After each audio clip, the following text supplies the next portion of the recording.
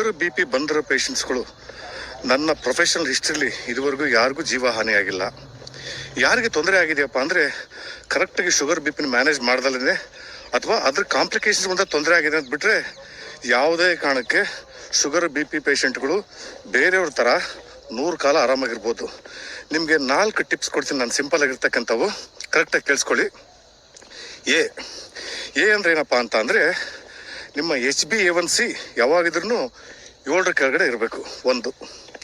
ಎರಡನೇದು ಬಿ ಅಂದರೆ ಏನಪ್ಪ ಅಂದರೆ ನಿಮ್ಮ ಬ್ಲಡ್ ಪ್ರೆಷರ್ ಯಾವಾಗಿದ್ರೂ 140/90 ಕೆಳಗಡೆ ಇರಬೇಕು. ಸಿ ಅಂದರೆ ಏನಪ್ಪ ಅಂದರೆ ಕೊಲೆಸ್ಟ್ರಾಲು, ಎಸ್ಪೆಷಲಿ ಬ್ಯಾಡ್ ಕೊಲೆಸ್ಟ್ರಾಲ್ ಏನಿದೆ LDL ಅನ್ನೋದು ಲೆಸ್ ದ್ಯಾನ್ 100 ಇರಬೇಕು ನಿಮಗೆ ಚೆಕ್ ಮಾಡಿಸಿದಾಗ ಯಾವಾಗಿದ್ರೂ.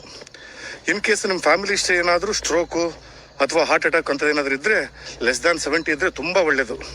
ಆಮೇಲೆ 4ನೇದು ಡಿ ಅಂದರೆ ಏನಪ್ಪ ಅಂದರೆ ಡಯಟು, ಎಕ್ಸಸೈಸು, ಪ್ರಾಪರ್ ನ್ಯೂಟ್ರಿಷನ್ನು, ನಿಮ್ಮ ಸ್ಟ್ರೆಸ್ ಮ್ಯಾನೇಜ್ಮೆಂಟು, ನಿಮ್ಮ ಸ್ಲೀಪ್ ಮ್ಯಾನೇಜ್ಮೆಂಟು, ಇವನ್ನೆಲ್ಲ ಕರೆಕ್ಟಾಗಿ ನೀವು ಮ್ಯಾನೇಜ್ ಮಾಡಿದ್ರಿ ಅಂತ ಅಂದರೆ ಬಿ ಪಿ ಶುಗರ್ ಪೇಷಂಟ್ಗಳು 100 ಕಾಲ ನೀವು ಚೆನ್ನಾಗಿರ್ತೀರಿ ಎಲ್ಲರ ಥರ.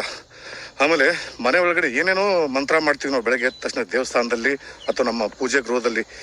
ಈ ABCD ಮಂತ್ರನ ನೀವು ಯಾಕೆ ಬೈಹಾಟ್ ಮಾಡಬಾರ್ದು?